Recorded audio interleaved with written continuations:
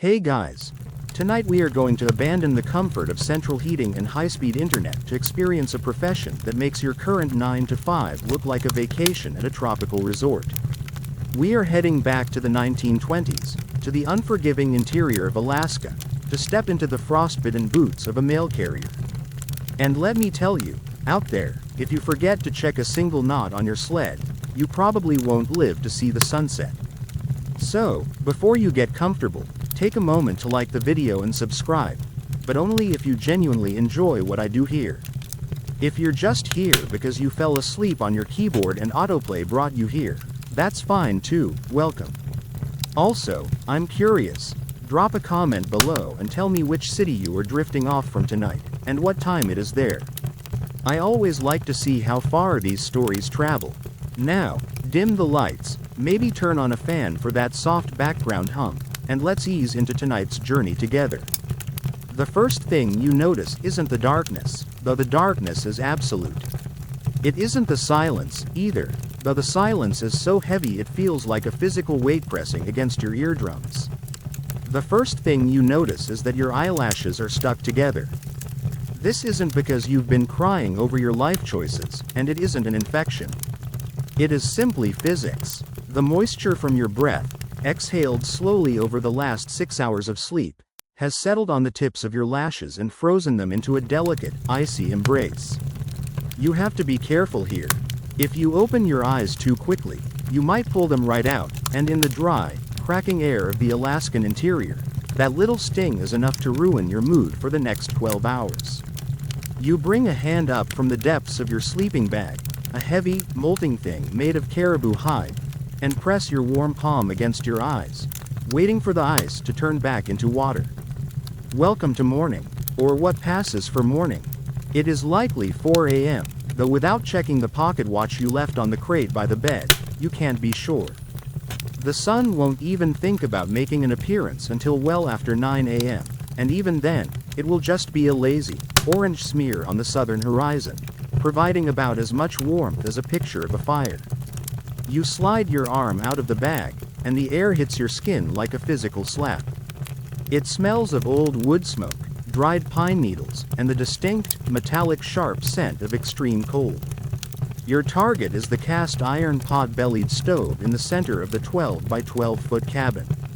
It is a dark, silent iron beast that has betrayed you by letting the fire die down to gray ash during the night. This is your first maintenance task of the day, and arguably the most critical. You aren't checking email, you are checking for embers.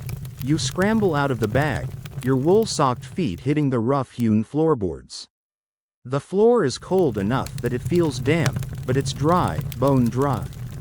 You kneel before the stove, opening the heavy iron door with a squeak that sounds deafening in the quiet. You grab a handful of birch bark from the pile. Birch bark is the gold standard of the North. It's loaded with natural oils that make it flammable even when wet, a fact that every survivalist knows but few appreciate until they are shivering in their long johns in the dark. You arrange the curled strips of bark over the faint red glow buried deep in the ash. You blow gently. The ash swirls up, coating your face in a fine gray powder, but then, a snap, a pop, and a small yellow flame licks upward. You feed it spruce kindling, then heavier logs, listening to the iron stove tick and groan as it begins to expand with the heat. Now, while you wait for the room to transition from deadly to merely uncomfortable, let's talk about why you are here. You are a star route carrier. This is a fascinating bit of mainstream history that often gets glossed over. You see, the United States Postal Service didn't actually employ people like you directly. Back in Washington, D.C., the postal clerks would look at the map of Alaska, realize they couldn't possibly guarantee regular service, and mark the route in their ledgers with 3 asterisks. Asterisk asterisk. These stars stood for celerity, certainty, and security. Those 3 stars meant the government didn't care how the mail got there, boat, horse, dog, or carried on your back, as long as it arrived. You are a private contractor. You bid for this route. You are paid a flat rate to move federal mail sacks across hundreds of miles of frozen hellscape, and you provide your own equipment, your own dogs, and your own food. If the price of dried salmon goes up, that comes out of your pocket. If your sled breaks, that's your problem. It's the original gig economy, just with more frostbite and wolves. As the stove begins to radiate a radius of life, you hear a loud, sharp crack from the corner of the cabin, sounding like a pistol shot. You don't even flinch. That is a phenomenon known to the locals, though it often terrifies the newcomers. It's the sound of the cabin itself shrinking. When the temperature outside drops below -40, the moisture inside the logs freezes and expands, or the wood fibers contract so violently that the timber literally splits open. Sometimes, the iron nails holding the roof joists contract faster than the wood, popping out of the walls with enough velocity to ping across the room. It's a very obscure, very loud thermometer. That sound tells you it is colder than usual today. You move to the small table to start the coffee. The water in the bucket has a 2-inch crust of ice you have to smash through with a ladle. As you set the pot on the stove, you engage in a daily ritual that historians are actually still debating to this day. There is a conflict in the historical record regarding the breakfast of these high-endurance trail runners. One school of thought suggests that carriers relied heavily on sourdough hotcakes, fermented, heavy pancakes slathered in grease to build a calorie bomb for the day. However, another group of researchers argues that many experienced mushers, influenced by the indigenous Athabascan habits, skipped solid food entirely in the early morning. They claim you likely drank a mixture of black tea or coffee loaded with a shocking amount of seal oil, moose tallow, or butter. The theory was that digestion draws blood away from the extremities, making your fingers and toes colder, while pure fat provides instant heat without the sluggishness of a full stomach.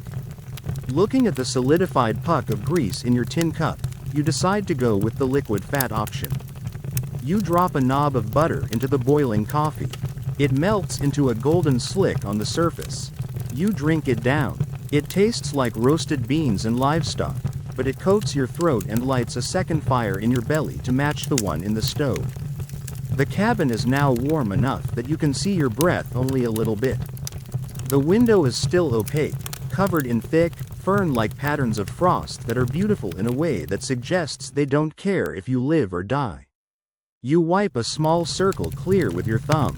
Outside, the aurora might still be fading, pale green ribbons dissolving into the navy blue dawn.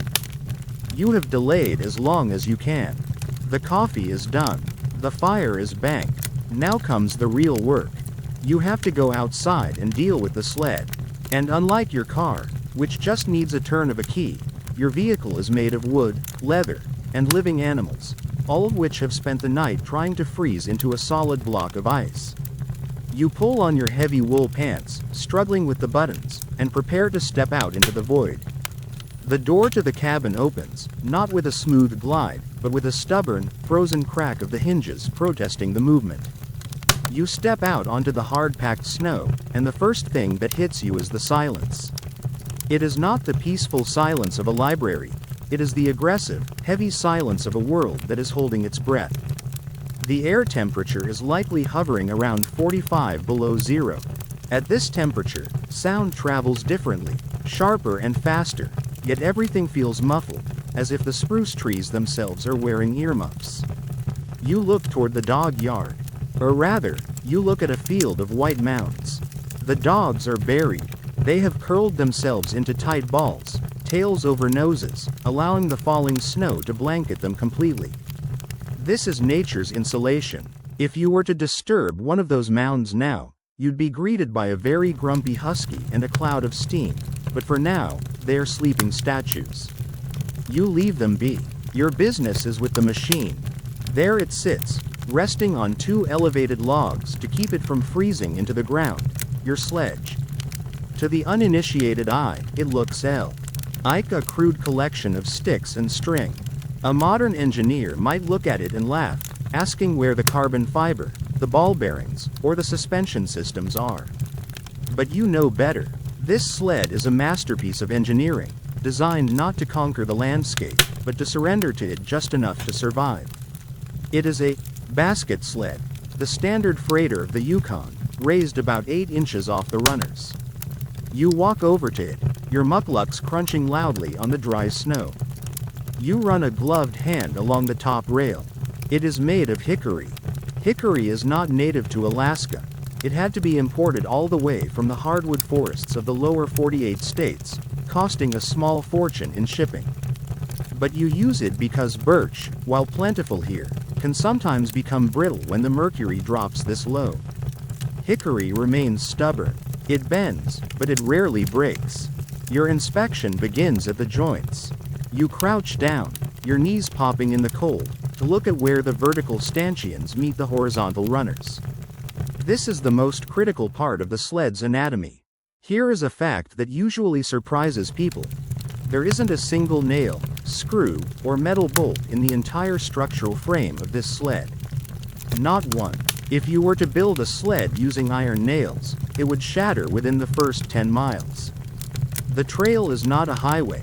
It is a chaotic mess of ice ridges, hidden stumps, and sudden drops. A rigid sled fastened with metal would fight the terrain and lose. The metal would snap, or worse, the wood would split around the nail holes. Instead, the sled is held together by babiche. You inspect the lashings. Babiche is untanned skin, usually caribou or moose hide, that has been dehaired and cut into long, thin strips. It looks like dirty fettuccine. You press your thumb against a lashing where a crossbar meets a side rail. It feels like stone. The genius of babiche is in its installation. When you built this sled back in the autumn, you soaked these rawhide strips in water until they were soft and slimy, pliable as a wet noodle. You wrapped them intricately around the wooden joints, pulling them tight. As the water evaporated and the hide dried, it shrank. It clamped down on the wood with a force that no mechanical torque wrench could replicate, binding the pieces together with a grip of iron. But unlike iron, babiche has a memory. It allows the sled to flex. When you hit a bump, the entire sled twists like a snake, absorbing the impact, and then springs back into shape. You are essentially driving a giant, wooden shock absorber. You wiggle the third stanchion on the left. It moves slightly, a little more play than you'd like, but it holds. You move to the front of the sled, the brush bow. This is the curved piece of wood at the very front, designed to bounce off trees rather than impaling them. It's lashed with a heavier gauge of babiche. You notice a small fray in the leather here, a tiny white hair of fiber sticking out. It's not critical yet, but you make a mental note. If that snaps while you are careening down a mountain pass, the front of your sled could disintegrate, turning your vehicle into a pile of expensive firewood. While you are examining the lashing, it's worth noting that historical scholars are still having a polite but firm argument about the origins of this specific sled design. One camp of ethnographers insists that the raised basket sled is a direct descendant of the Russian traders who brought their Siberian designs across the Bering Strait in the 18th century. They point to the joinery as evidence of European influence. However, a counter-argument, and one that feels more accurate to you as you stand here freezing, is that the design is almost entirely indigenous, adapted from the Athabascan toboggans and raised simply to keep the mail sacks out of the overflow water on frozen rivers. The brilliance of using babiche instead of nails is certainly a native innovation that the European explorers were smart enough to steal immediately. You find a lashing near the rear handlebar that looks suspicious. It's a bit loose. The wood shifts too much inside the loop. You can't leave it like this. If the handlebar comes loose, you lose control of the steering. Fixing this is a tedious, miserable process. You can't just tighten a screw. You have to wet the leather to make it pliable again, retie it, and let it freeze. But you don't have water out here. And you certainly aren't going back inside to get a bucket. So, you do what every musher does. You pull off your heavy mitten, exposing your bare hand to the biting air, and you spit on the knot. The saliva steams for a second. You rub it into the dry leather, your body heat and the moisture working together to soften the rock-hard hide just enough. It takes precious seconds. Your fingers begin to scream in protest, the skin turning a waxy white at the tips. You pull the lashing tight, grimacing as the wet leather bites into your skin, and then you hold it there. You wait.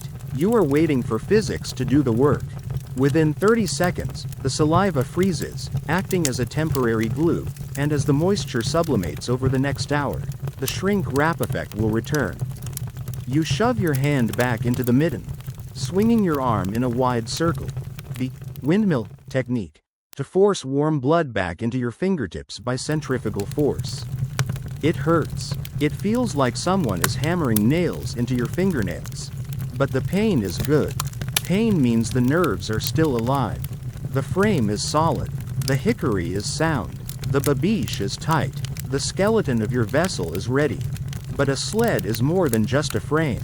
It needs to glide. And right now, the wooden runners on the bottom are just bare timber. If you tried to pull this sled now, the friction against the dry, sandpaper-like snow would be so great the dogs would burn out in an hour. You need to apply the coating. You need to perform the art of mossing. And that requires a bucket of mud, which is currently sitting by the stove inside, hopefully not fully cooked like a soup. You take one last look at the sleeping dogs, their mounds undisturbed by your quiet maintenance, and head back toward the cabin door. You step back into the cabin, and the wall of heat from the stove hits you. It feels less like warmth and more like a physical blow after the thin air outside. But you don't have time to luxuriate in it. You are here for the bucket. It's sitting near the stove leg, a galvanized pail filled with a dark, steaming substance that looks uncomfortably like something you might find in a cow pasture. This is your mud. It isn't actually mud, of course. If you used actual dirt, the grit would tear your trail to shreds.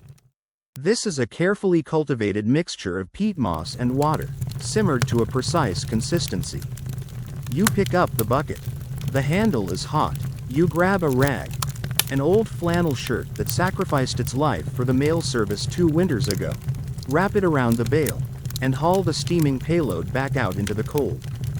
This brings us to the most counterintuitive part of your job. You are about to engage in mossing, or shoeing, the sled.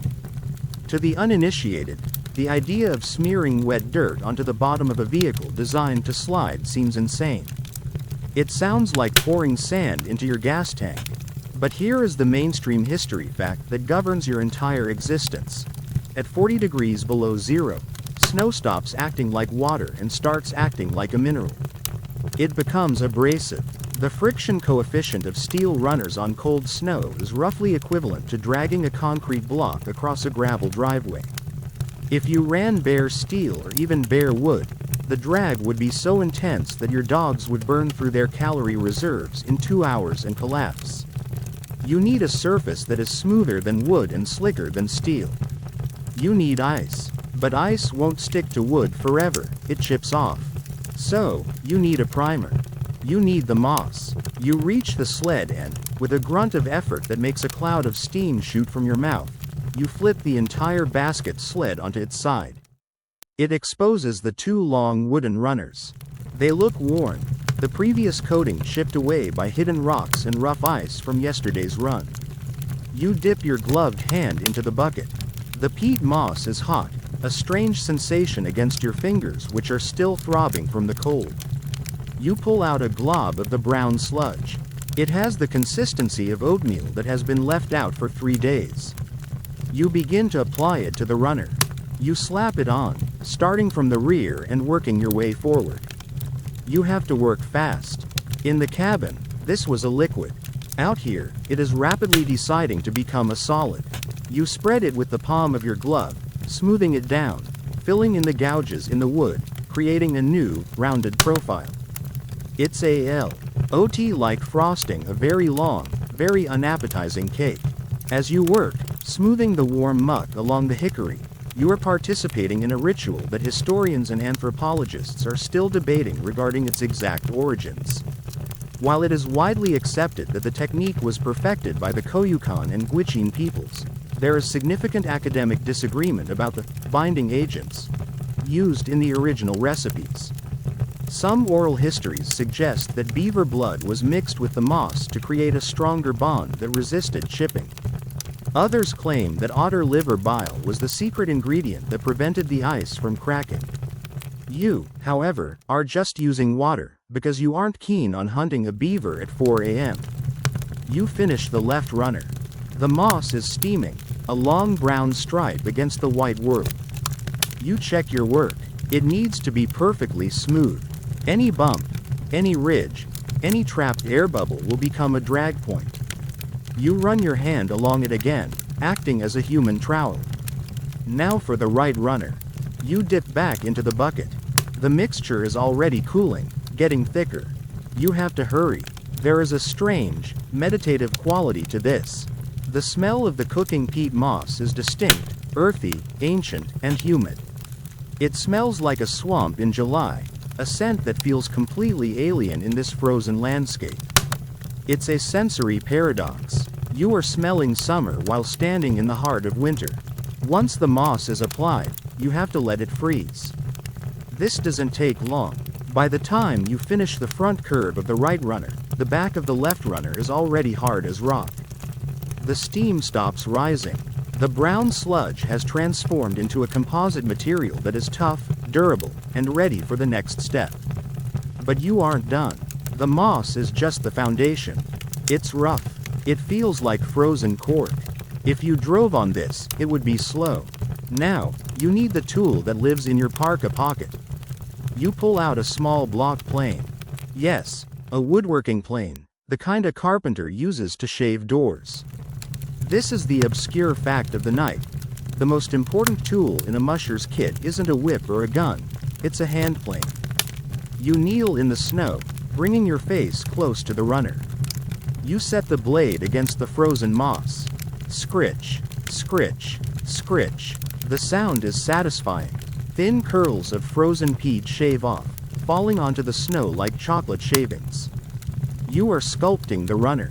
You are planing it down until it is perfectly level, removing the high spots, truing the surface. You run your bare thumb over it, carefully, so it doesn't stick. It feels smooth, like polished sandstone. You repeat this for both runners, moving up and down the length of the sled. The rhythm is hypnotic.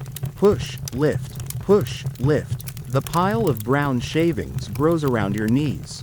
You are seeking perfection. A microscopic bump here means 10 extra pounds of drag for your lead dog, Balto. Not that Balto, a different one. Balto was a popular name. Once the moss is planed smooth, you are ready for the final blaze. But that requires water, and not the dirty water in the moss bucket. You need clean water, and a piece of polar bear fur, if you're fancy, or just a clean rag if you're not. You stand up, your knees cracking again. The sled is still on its side, displaying its newly resurfaced, dark brown runners to the sky. They look ugly to a layman, but to you, they look like speed. They look like efficiency.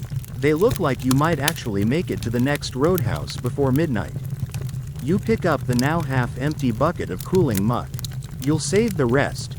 You never know when you'll hit a rock and need to do a patch job on the trail. You head back to the cabin for the water, leaving the sled to cure in the intense cold.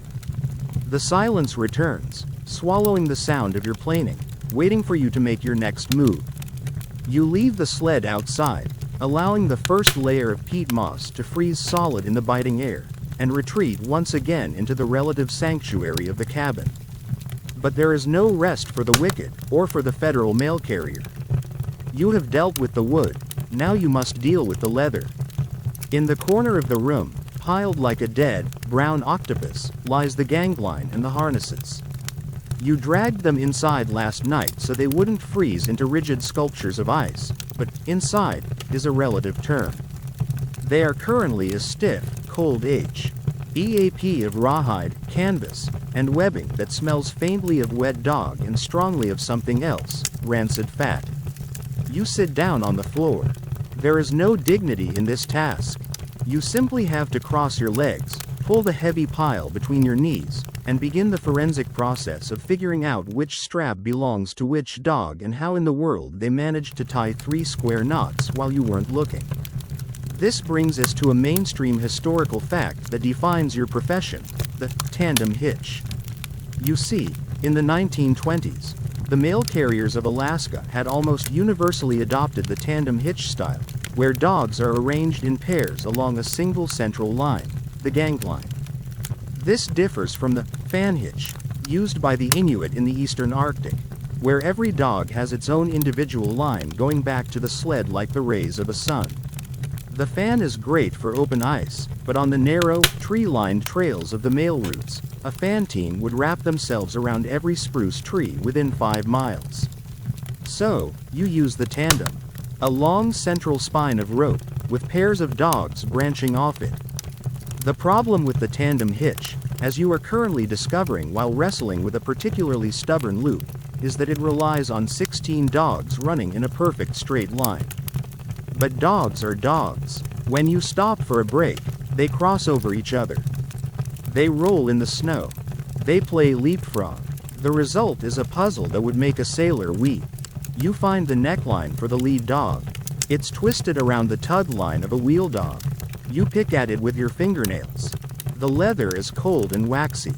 As you work the knot loose, the smell hits you. It's a thick, heavy scent. This is the smell of the trail. The leather harnesses aren't just tanned, they are soaked in oil to keep them from cracking in the extreme dry cold. And not just any oil. This is where historians and survival experts enter into a heated debate. The exact composition of the harness dressing used by mail carriers is a subject of contention. Some purists argue that the best mixture was pure rendered seal oil, traded from the coastal tribes, because it supposedly never froze, even at 70 below. Others insist that by the 1920s, carriers were using a commercial product called neat's foot oil, derived from the shin bones and feet of cattle. And then there is the third, more desperate camp, who claim that when supplies ran low, carriers would just use bacon grease or bear fat. Judging by the smell rising from the bundle in your lap, a mix of barnyard funk and old frying pan, you suspect the previous owner of this rig was a bear fat kind of guy. You free the first harness. It's a collar-style harness, padded with felt around the neck. You check the padding. If the felt is matted or frozen with sweat, it will rub the dog's fur off and cause sores. You massage the felt with your thumbs, breaking up any ice crystals, fluffing it back up. It's surprisingly intimate work. You are essentially massaging the ghost of a dog. You move down the line. The central gangline is made of rope, not leather, which is a blessing because rope is easier to untangle. But the tug lines, the sections that actually take the strain of the pulling, are heavy rawhide. Here is an obscure fact that saved many a mail carrier's life. The connection points on your gangline aren't metal snaps. You might think a brass clip would be convenient, like on a modern dog leash. But metal snaps are death traps here. Moisture gets inside the spring mechanism, freezes, and the snap either won't open or, worse, snaps shut and shatters. Instead, you use toggles. Small, carved pieces of hardwood or antler that slip through a loop in the rope. They are primitive, silent, and fail-safe. Even with middens on, you can undo a toggle. You find a toggle that has slipped halfway out. You push it back, securing the knot. The pile is slowly becoming organized. You lay the straightened harnesses out on the floor in a long line, mimicking the order of the team. Leaders at the front, swing dogs behind them, and the heavy wheel dogs at the back. It stretches from the stove all the way to the door. But you aren't done. The leather is dry. The air in the cabin is sucking the moisture out of everything. If you don't condition these lines now, they will snap under the tension of a 1,000-pound sled. You reach for a tin can sitting on the warming shelf of the Santo Ve. Inside is your dubbin, a warm, liquefied mixture of tallow and beeswax. You dip a rag into it. Now begins the greasing. You run the greasy rag down the length of every leather strap. You work it in. The leather drinks it up, turning a rich, dark color. Your hands are now covered in the stuff. It gets under your fingernails. It seeps into the pores of your skin. You realize, with a sense of resignation, that you will smell like this until spring. There is no soap strong enough to remove the scent of smoked beeswax and animal fat. It is your perfume now. You pay special attention to the belly bands, the straps that go under the dog to keep the harness on. These get wet from the snow and urine, then dry out and get brittle. You rub extra grease into them, making sure they are supple. There is a meditative rhythm to this, too. Wipe, rub, flex. Wipe, rub, flex. It takes a solid 45 minutes to do the whole string. The room is quiet, save for the crackle of the wood in the stove and the wet schlick sound of your greasing. This is the unglamorous reality of the job. People imagine the mail carrier dashing through the snow, cracking a whip, racing wolves. They don't imagine a person sitting cross-legged on a drafty floor, covered in grease, fighting with a knot for 10 minutes because a dog named Bozo decided to do a somersault in his sleep. Finally, the pile is tamed. The lines are coiled neatly, dark and supple, smelling freshly oiled. The chaos of the frozen octopus has been reduced to orderly loops of potential energy. You wipe your hands on your pants. There is no point in trying to clean them really, and look at the clock, if you had one. The sun might actually be thinking about rising now. But you can't leave yet. You have dealt with the vehicle, the sled, and the transmission, the harnesses.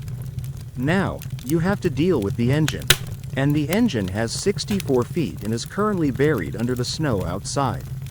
It's time to check the dogs.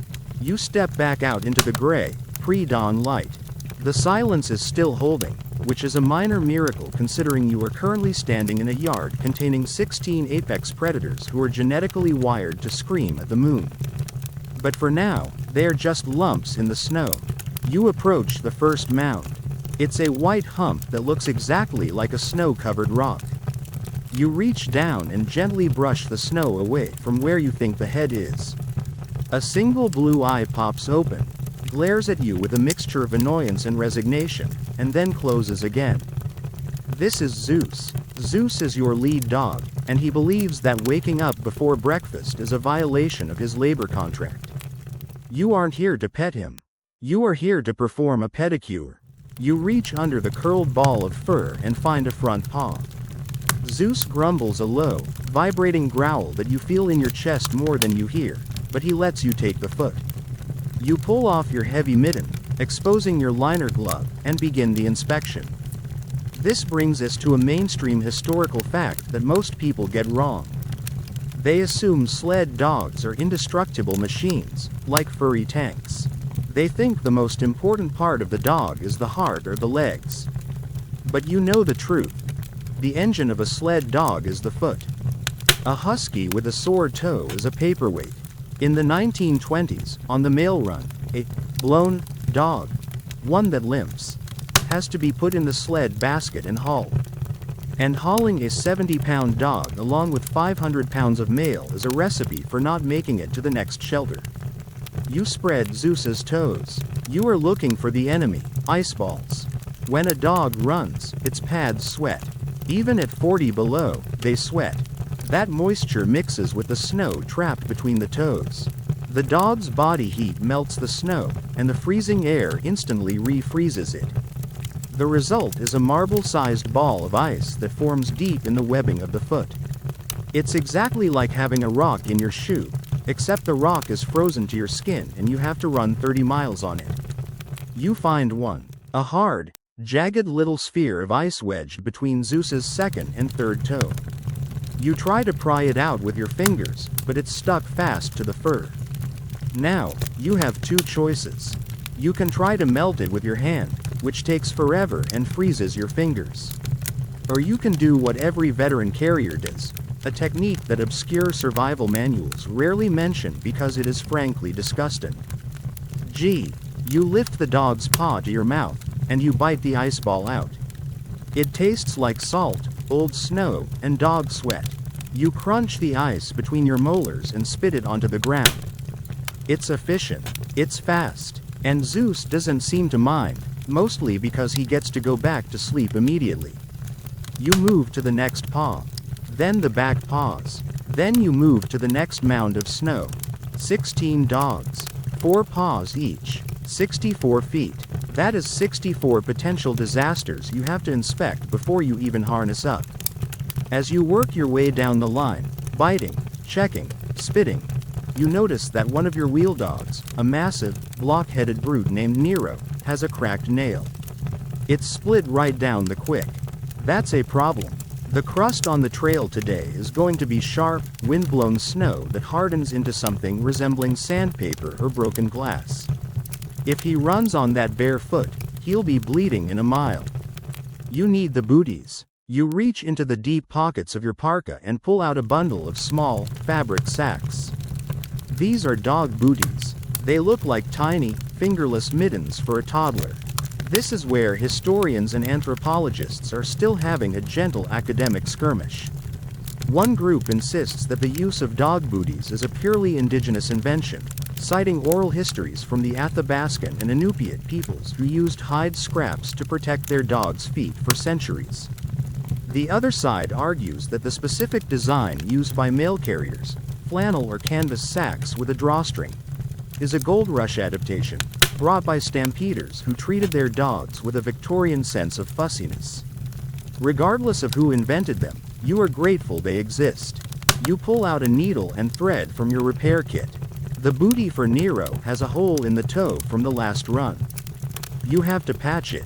So there you are, a rugged frontiersman in the most hostile environment on Earth, sitting on a frozen crate of dried fish, threading a needle like a grandmother in a rocking chair. The contrast is absurd. You pinch the fabric. It's heavy canvas, recycled from an old mail sack, and push the needle through. Your fingers are clumsy with the cold. You have to be precise. If the knot is too big, it will rub a blister. If the seam is crooked, it will twist. You finish the patch and slide the booty onto Nero's paw. He doesn't wake up, but his leg kicks reflexively as you tighten the Velcro-like strip of leather that holds it on. You double-check the tightness. Too loose, and it flies off into a snowbank, lost forever. Too tight, and you cut off circulation, and the dog loses a foot to frostbite. It's a delicate balance, performed in the dark, by feel. You continue the inspection. Some dogs need ointment, a vile-smelling tar-based pine sap, rubbed into cracks in their pads. Others need the fur between their toes trimmed short with scissors to prevent those ice balls from forming in the first place.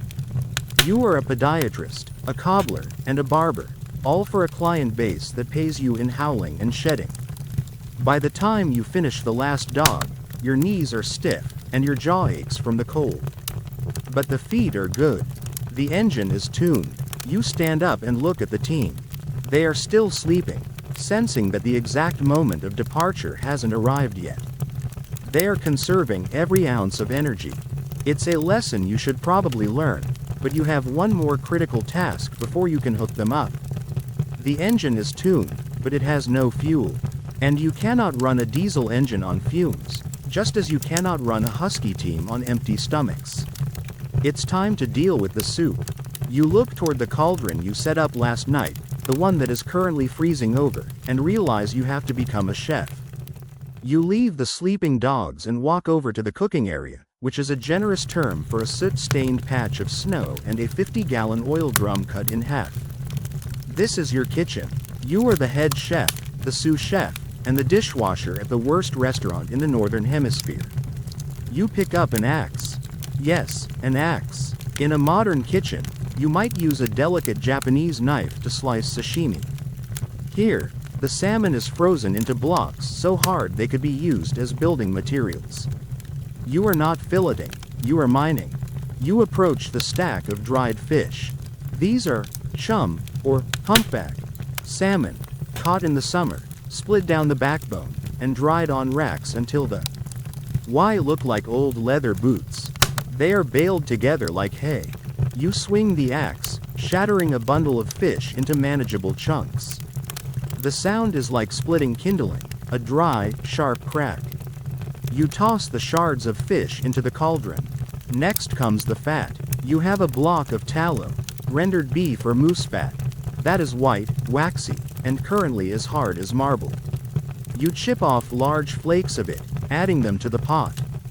Finally, you add snow. Lots of snow. You shovel it in until the pot is heaping. Now, you light the fire underneath. This brings us to a mainstream historical fact regarding the energy economics of the mail trail. A sled dog in peak working condition, pulling 100 pounds of mail at 10 miles per hour in 40 below weather, burns approximately 10,000 to 12,000 calories a day. To put that in perspective, an elite human marathon runner might burn 3,000 calories during a race. Your dogs are essentially running 3 marathons a day, every day, for weeks. If you tried to feed them modern dry kibble, they couldn't physically eat enough volume to stay alive. They need density. They need fat. As the fire catches and the snow begins to melt, the soup begins to form. This is not a culinary masterpiece. It is a gray, oily slurry designed for one purpose: hydration. This is the obscure fact of the morning. The biggest danger to a sled dog isn't wolves or avalanches, it's dehydration. In the dry, Arctic air, moisture evaporates from their panting tongues at an alarming rate. But you can't just put out a bowl of water.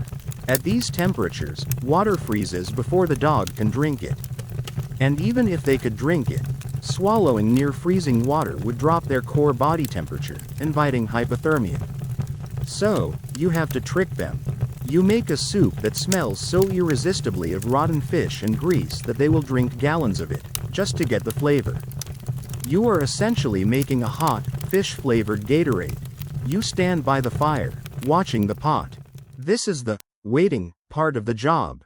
You can't leave it, or it will boil over and extinguish the fire. You can't hurry it. You just have to stand there, rotating like a rotisserie chicken to keep your front warm and your back frozen, then switching. As the mixture begins to bubble, a smell rises from the pot. To a normal human in civilization, this smell would be cause for evacuation. It is a pungent mix of rehydrated fish oils, boiling animal fat, and wood smoke. But to you, out here, it smells like success. It smells like fuel. While you stir the bubbling concoction with a large spruce stick, you are engaging in a practice that is the subject of a long-standing academic debate among polar historians and veterinary scientists. The question is, to cook or not to cook? One school of thought, the cookers, argues that boiling the fish is essential to kill parasites and to make the protein easier to digest, allowing the dogs to absorb energy faster. They claim the warm broth also provides a psychological boost. The opposing faction, the raw feeders, insists that cooking destroys vital nutrients and enzymes in the fish. They argue that the indigenous peoples often fed raw frozen fish, and that the soup method was a clumsy European imposition that actually weakened the dog's immune systems. You, frankly, don't care about the enzymes. You care that the soup is warm. The mixture is now a rolling boil. The chunks of dried salmon have rehydrated, swelling up and turning soft. The tallow has dissolved, creating a thick, golden layer of oil on the surface. It looks absolutely revolting. Now comes the tricky part. You can't serve it boiling. If a dog burns its tongue, it won't eat for days, and a dog that doesn't eat, dies. You have to cool it down to exactly blood temperature. You grab your snow shovel again. You start tossing fresh, clean snow into the boiling soup. Hiss, sizzle. The steam billows up, enveloping you in a cloud of fishy fog. You stir, add snow, stir, add snow. You are performing a primitive temperature regulation dance. You take off your mitten and dip a finger into the sludge. It's warm, greasy, and comforting. It's ready. But you aren't feeding them a full meal right now. A full stomach causes bloat on the trail. You are giving them a morning ladling, a soupy, high-fat drink to hydrate them and fire up their internal furnaces. You grab a stack of metal pans. You walk down the line of leaping dogs. As the scent of the warm soup hits the air, the mounds of snow explode. Suddenly, the silence is shattered. 16 dogs are awake, screaming, yipping, and straining against their chains. The transformation is instant. They go from comatose fur balls to frantic energy in a split second. This is the hysteria of the feed. You move quickly, pouring a ladle of the beige liquid into each pan. Slop, slop, slop. The noise stops as abruptly as it started. All you hear now is the frantic lapping of tongues against metal. Schlurp, schlurp, schlurp. You watch them drink. You count the heads. You listen to the rhythm of their swallowing.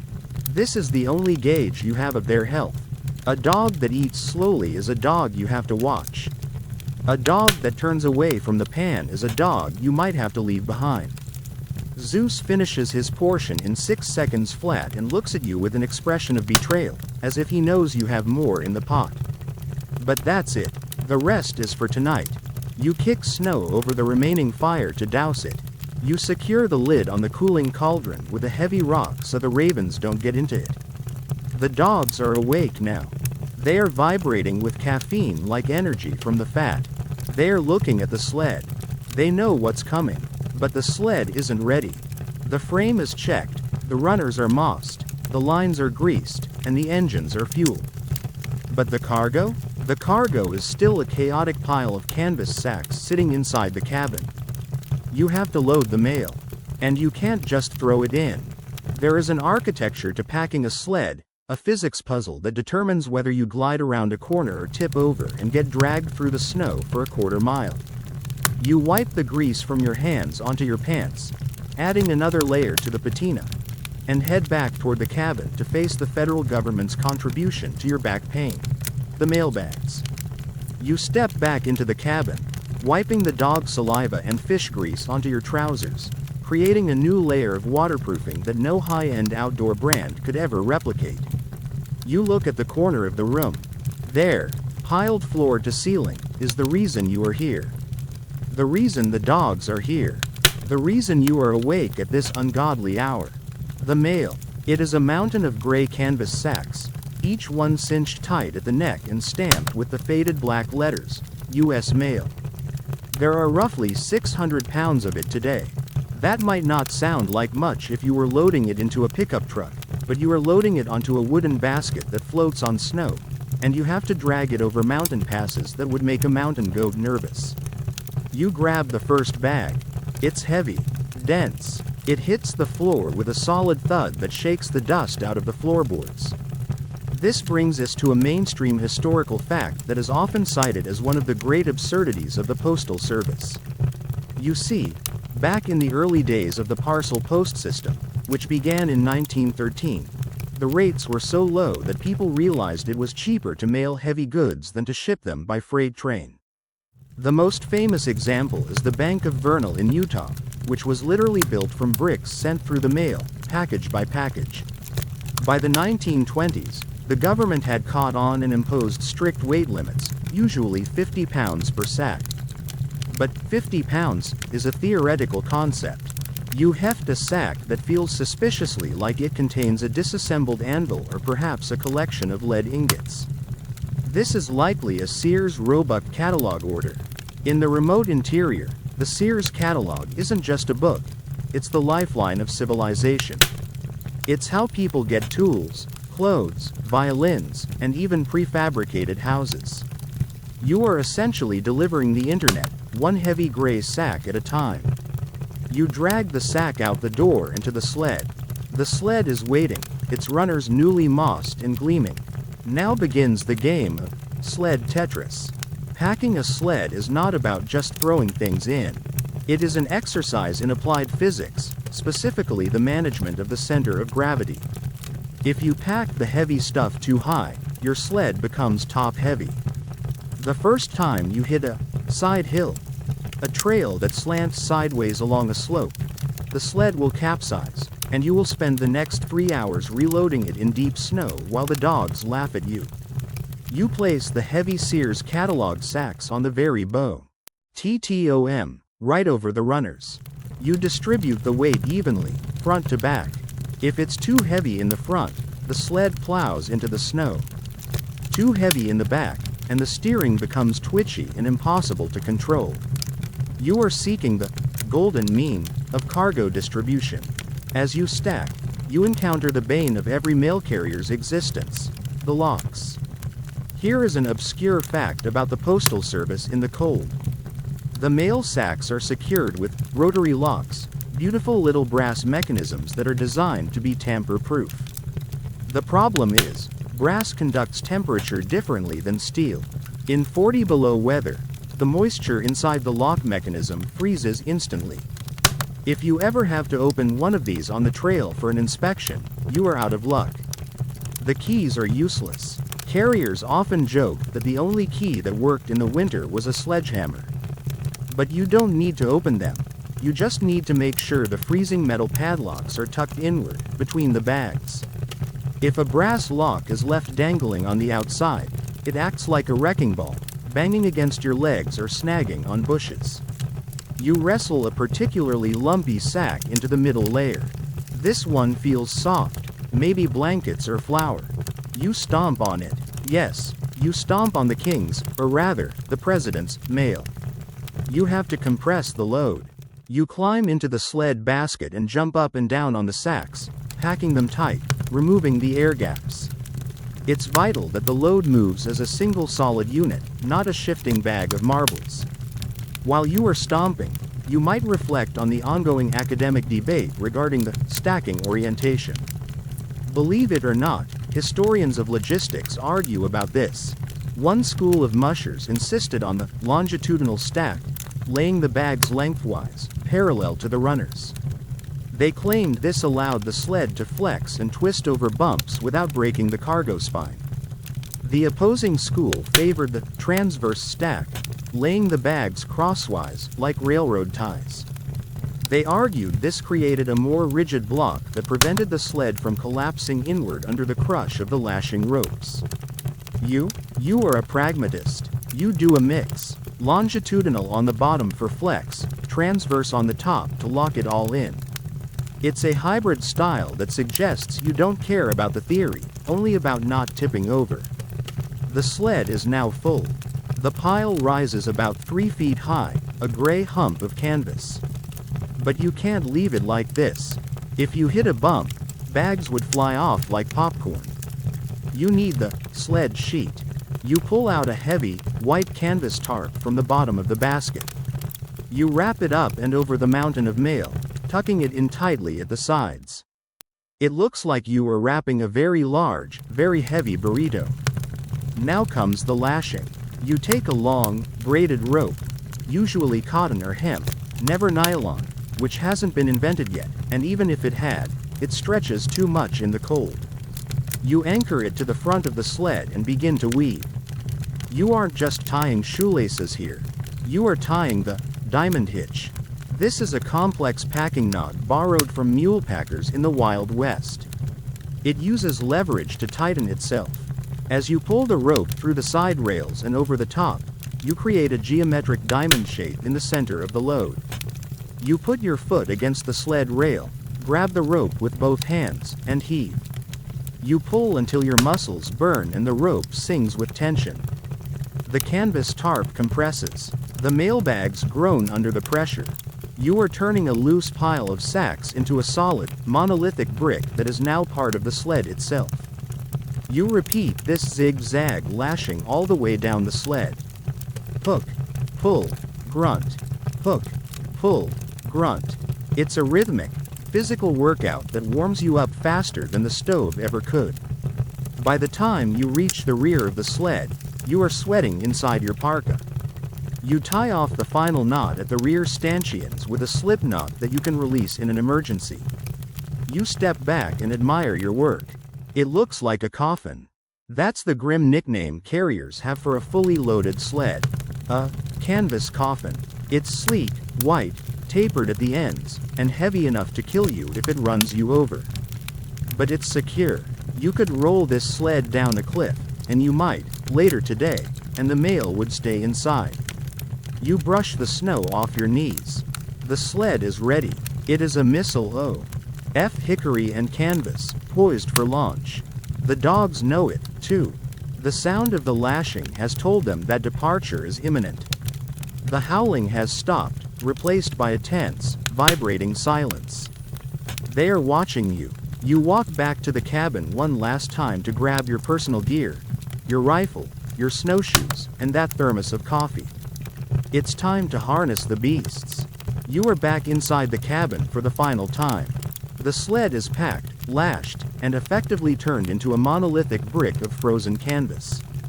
The dogs are awake, fueled, and currently vibrating with kinetic energy in the yard. The only thing left to prepare is the most fragile piece of equipment on the entire team. You. You strip off your outer work pants, standing for a moment in your long johns near the stove. It is time to engage in parka architecture.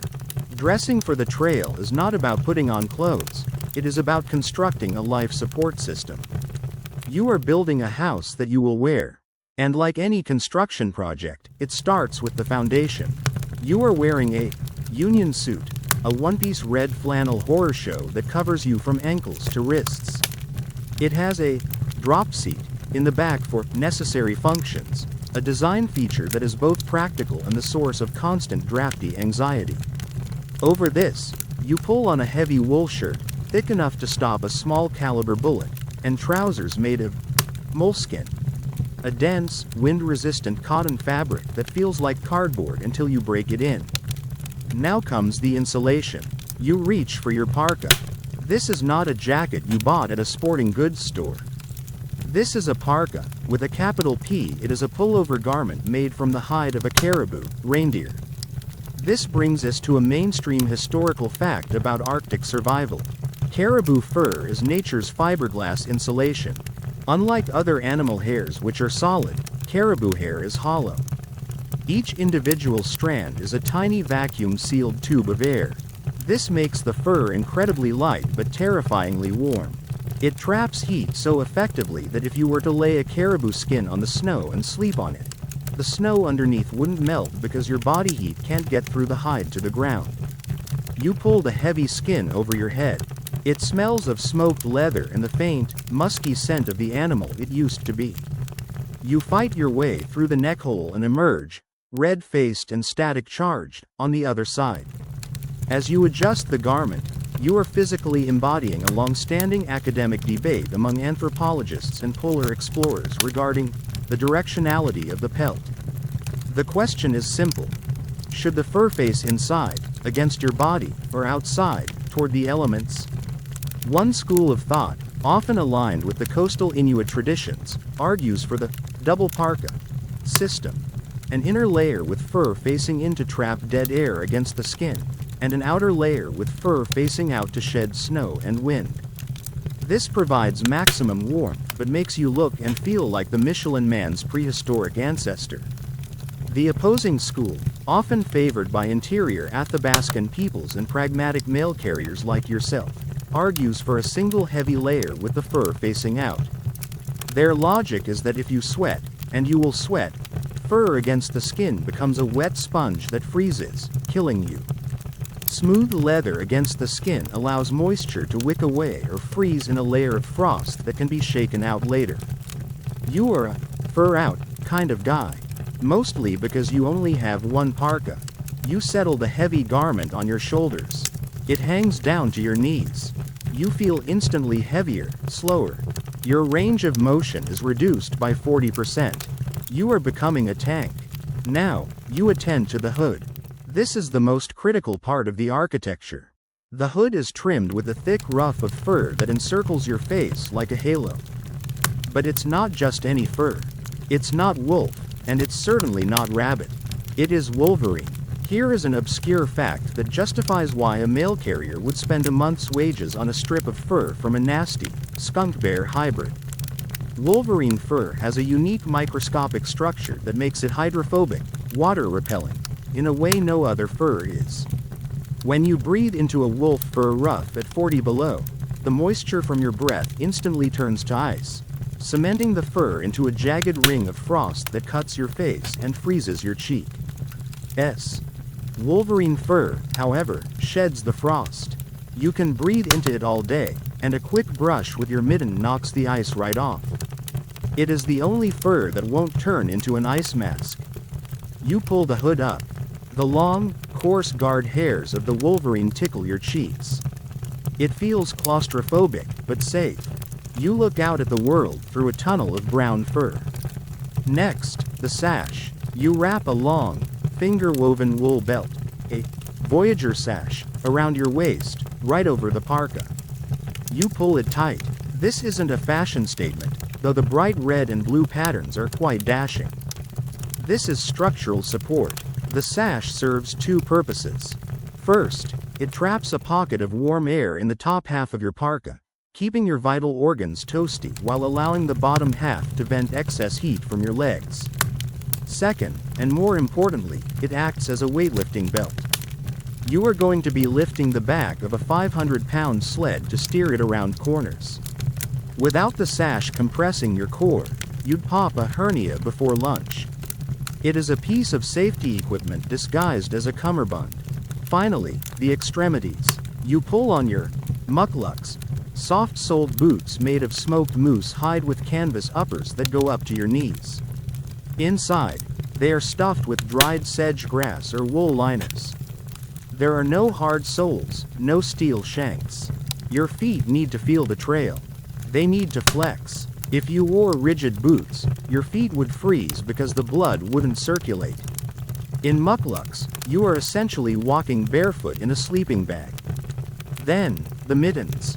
Giant beaver skin mitts that hang on a harness around your neck, the idiot string. Because if you drop a mitten at 20 miles an hour, you don't go back for it. You just accept that you now have one hand. You stand in the center of the cabin.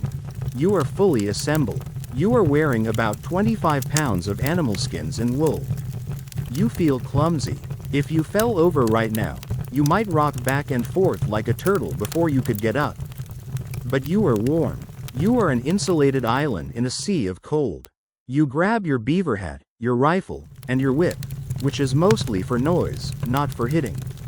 You take one last look at the stove. You close the damper down tight so the fire will bank and keep the cabin from freezing solid while you are gone, though it will be stone cold when you return in 3 days. You open the door. The cold tries to bite you, but it fails. It bounces off the caribou. It gets lost in the wolverine ruff. It is stopped by the moleskin. You are invincible.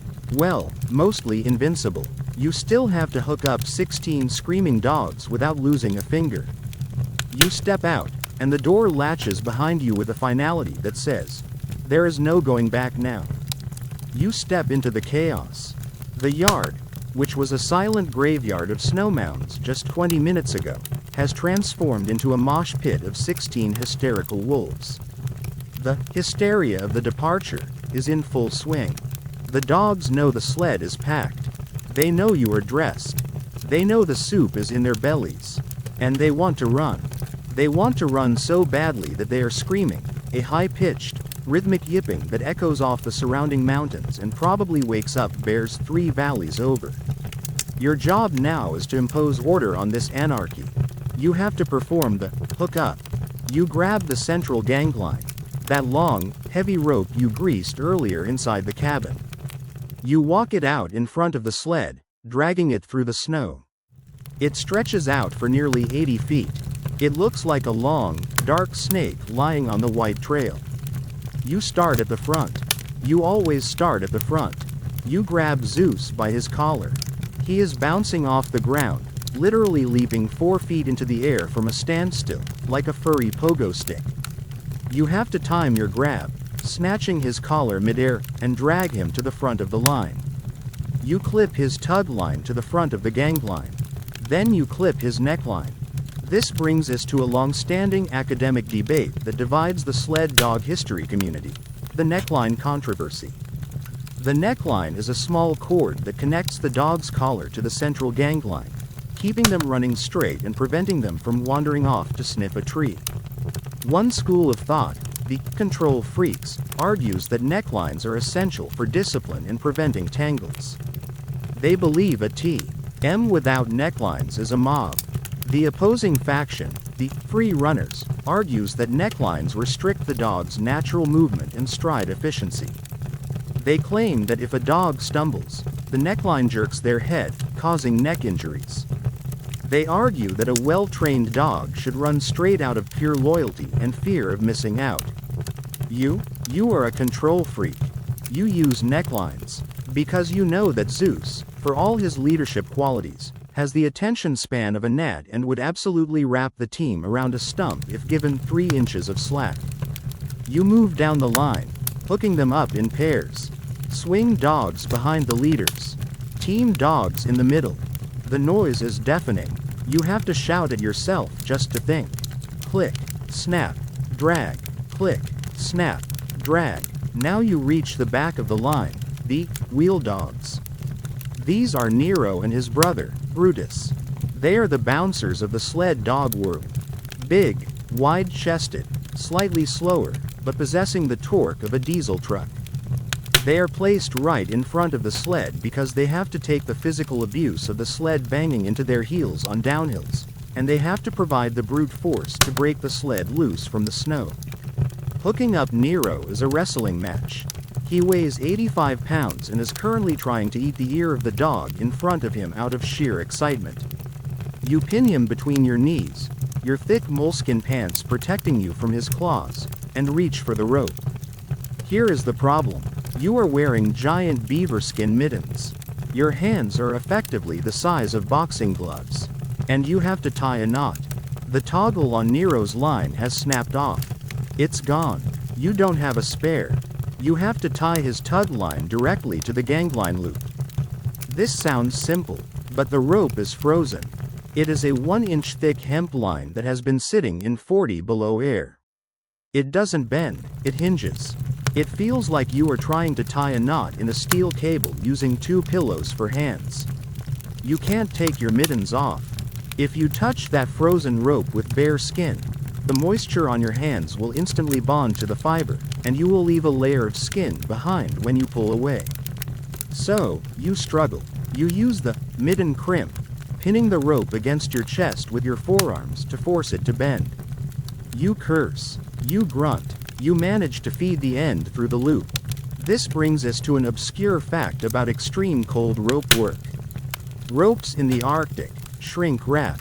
When a natural fiber rope like hemp or cotton gets wet and then freezes under tension, it contracts. If you tie a standard square knot now, by the time you reach the next roadhouse, that knot will have fused into a solid lump of ice-hardened fiber that cannot be untied by human hands. You would have to cut it with a knife. So, you don't tie a square knot. You tie a Siberian hitch, also known as the Evenk hitch. It's a figure-8 variation that can be tied while wearing mittens, if you are talented, and, crucially, has a quick release feature. No matter how hard the dogs pull, and no matter how frozen the rope gets, a sharp tug on the tail end will cause the knot to explode apart. You fumble with the loop. Nero jerks forward, pulling the rope tight before you are finished. You get dragged 3 feet through the snow. You shout a word that you wouldn't say in front of your mother. Nero stops, looking back at you with a grin. You finish the hitch. You pull it tight. It holds. You stand up, brushing the snow off your parka. The team is hooked. Now, the physics of the situation has changed. You have 16 dogs, generating approximately 12 horsepower, all pulling forward against the gangline. The only thing holding them back, the only thing preventing them from leaving without you and delivering the mail to the Arctic Ocean, is the snow hook and the snub line. The snow hook is a heavy iron claw dug into the snow. The snub line is a rope tying the sled to a sturdy spruce tree. The entire sled is groaning. The hickory frame is creaking under the tension. The gangline is stretched so tight it is vibrating, humming a low E-flat note in the wind. This is the violin effect. If you were to pluck the gangline right now, it would sing. You walk back to the sled. You check the anchor knot on the tree. This is the Jesus knot, because if it slips, you're going to meet him. It's holding fast. You are ready. He noise is at its peak. The dogs are screaming, lunging, slamming into their harnesses, creating a chaotic rhythm of jerks and thuds. The sled shudders with every lunge. You step onto the runners. You plant your feet on the narrow wooden rails. You grab the driving bow, the handlebar. It feels solid in your mittened grip. You take a deep breath, inhaling the freezing exhaust of 16 metabolic engines. You have one hand on the handlebar, and with the other, you reach for the slip knot holding the snub line to the tree. This is the moment of commitment. Once you pull this knot, you are no longer a stationary object. You are a projectile. Hold on. Do not pull that knot yet. Your hand is hovering over the slip knot of the snub line. The dogs are screaming. The sled is vibrating, and your adrenaline is spiking. But there is one final check. You need to look down at your feet. Specifically, between your feet. You are standing on the runners, but floating between them, hinged to the back of the sled basket, is a piece of jagged iron that looks like a medieval torture device. This is the claw brake. Before you commit to being a projectile, you lift your right foot and stomp down on the brake pedal. The iron claws dig into the hard-packed snow with a satisfying crunch. You lift your foot, and the spring mechanism snaps it back up. It moves freely. Good. If that hinge were frozen, you would be embarking on a suicide mission. This brings us to the mainstream historical fact regarding the evolution of stopping. In the early days of dog mushing, brakes didn't exist. Indigenous drivers controlled their speed using verbal commands, G and ha, shifting their body weight, or dragging a foot. But when the gold rush hit and heavy freight sleds like yours started carrying 600 pounds of mail, physics took over.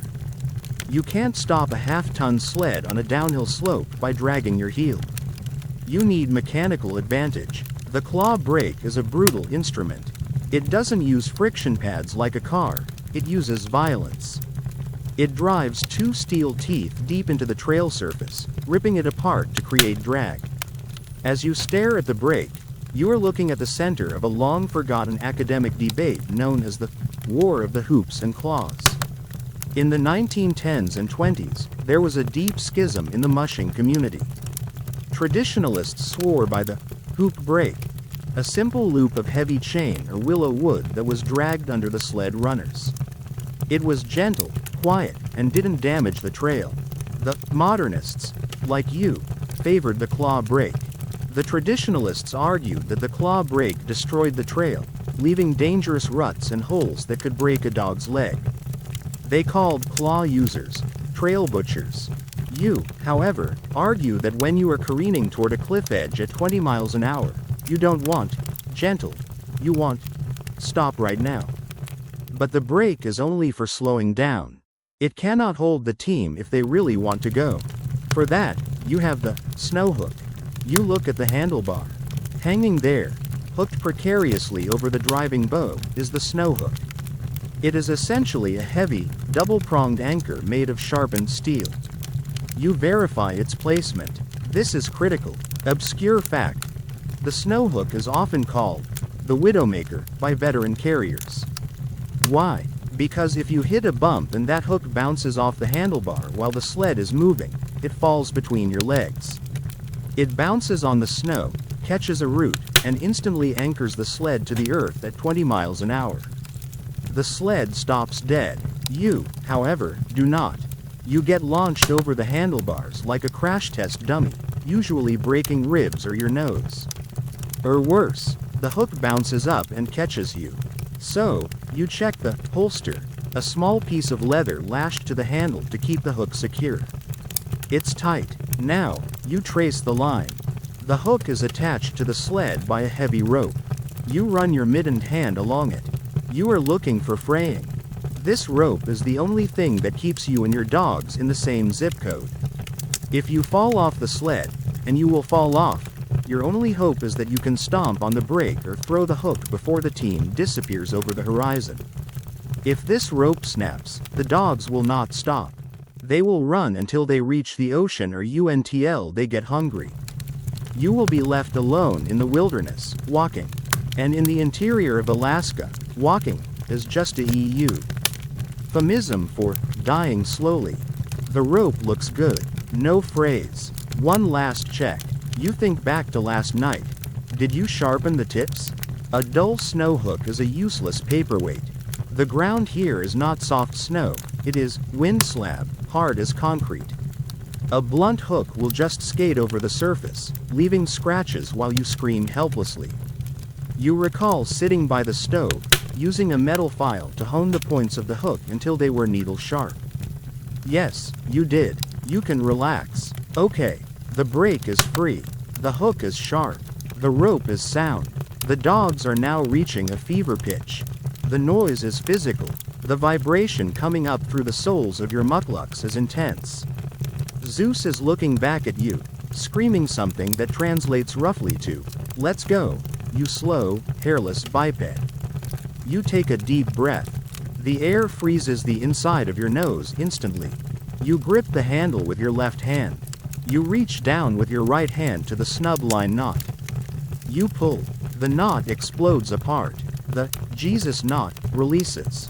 The connection to the earth is severed. You are free. Snap. There is no gradual acceleration. There is no gentle roll. It is an explosion. The sled jerks forward with such violence that your neck snaps back. If you weren't holding on with a death grip, you would be left standing by the tree. The sled shoots out of the yard. You slam into the first bank of snow, the basket groaning as it flexes. You are moving, and then, the most miraculous thing happens. Silence. The screaming stops. Instantly. The moment the dogs are allowed to run, they stop barking. They channel all that chaotic noise into pure kinetic energy. The only sound now is the hiss of the mossed runners on the snow, the rhythmic panting of 16 dogs, and the thump-thump-thump of 64 paws hitting the trail. You are flying. The wind hits your face, biting at the exposed skin around your eyes. The world transforms from a stationary picture into a blur of blue and white. You lean into the first turn, shifting your weight on the runners, feeling the sled drift sideways like a rally car. You are no longer a person standing in a yard. You are part of a centaur-like organism. One human, 16 dogs, and a wooden skeleton, moving as a single entity through the dark. This is the runner's high. This is why you do it. This is why you freeze your fingers and eat soup made of fat. For this moment of pure, silent speed. But don't get too comfortable. You are currently traveling at 15 miles per hour across a surface that is essentially uneven ice. And you are about to enter the white nothingness. You settle your boots onto the traction pads of the runners. You check your grip. You look ahead, past the bobbing tails of the wheel dogs, past the steam rising from the team, into the dark tunnel of the trail. The maintenance is done. The preparation is over. The journey has begun. And the first 10 miles are always the hardest, because that's where the overflow water waits. The adrenaline of the launch has faded. You are now an hour into the run. The explosive energy of the dogs has settled into a rhythmic, ground-eating trot. The sled is no longer jerking, it is gliding. And you are doing the one thing that defines 90% of a mail carrier's life. You are staring at nothing. Well, not exactly nothing. You are staring at the rear ends of 16 dogs. This is the unglamorous reality of mushing. You spend 12 hours a day looking at dog tails bobbing up and down like metronomes. Left, right, it is hypnotic. It is a visual mantra that can put your brain into a trance state so deep you might forget your own name. This brings us to a mainstream historical fact about polar travel psychology. It's called calenture, or more specifically in the north, the barren lands stare. When the human brain is deprived of visual stimuli, when the world is just a flat sheet of white snow and gray sky, it starts to hallucinate. It invents things. Mail carriers in the 1920s frequently reported seeing houses, warm fires, or even people walking alongside the sled, only to snap out of it and realize they were staring at a snowdrift. You shake your head to clear the cobwebs. You can't afford to hallucinate right now. You have to read the trail. To a layman, snow is just white stuff. To you, snow is a text with 1,000 different fonts, and you have to read it at 15 miles an hour in the dark. You are looking for the subtle changes in texture. A patch of snow that looks slightly grayer than the rest? That's wind slap. It's hard and fast, but if you hit the edge of it wrong, it can flip the sled. A patch that looks sparkling and fluffy? That's sugar snow. It has no structural integrity. If the runners hit that, you will sink as if you drove into a sand trap, and the sled will jerk to a halt, likely slamming your chest into the handlebar. But the real enemy, the one that keeps you awake, is overflow. This is the obscure fact of the hour. Most people assume that at 40 below zero, all water is frozen solid. This is a dangerous lie. On river routes, the heavy weight of the ice presses down on the water flowing underneath. This pressure forces water up through cracks in the ice. It spills out onto the surface, but, and here is the trap, it gets covered by a fresh layer of insulating snow. So, you are looking at what appears to be a pristine, white snowy trail. But underneath that 3 inches of fluff is a pool of slushy water. If your dogs run through it, their paws get wet. The moment they step out onto the dry snow, that water freezes instantly, turning their feet into blocks of ice. You would have to stop immediately and spend an hour picking ice out of 64 paws. If you step in it, if you are running behind the sled and break through, your mucklucks soak up the water. Within 5 minutes, your feet are frozen. Within an hour, you have frostbite. Within a day, you are looking at amputation. So, you are scanning. You are looking for dark spots. You are looking for places where the snow looks slightly depressed or wet. Suddenly, you see it. About 50 yards ahead, the trail dips slightly. The snow there isn't white, it's a dull, yellowish gray. Overflow. You have a split-second decision to make. And this decision touches on the greatest academic debate in the history of mushing: the driver versus the dog. The question is, who is smarter? You, the human with the map and the brain capable of calculus? Or the lead dog, who has a nose that can smell water through ice and an ancestral instinct for survival? One school of thought says you are the commander. You should shout, "Haw, left," and force the team up the bank to go around the danger. The other school says the dog knows better. If you try to force them, you might steer them into worse danger. You should give them their head, loosen the line and let the leader decide. You look at the gray patch. It's big. If you go around, you have to drag the heavy sled through deep, soft powder, which will exhaust the dogs.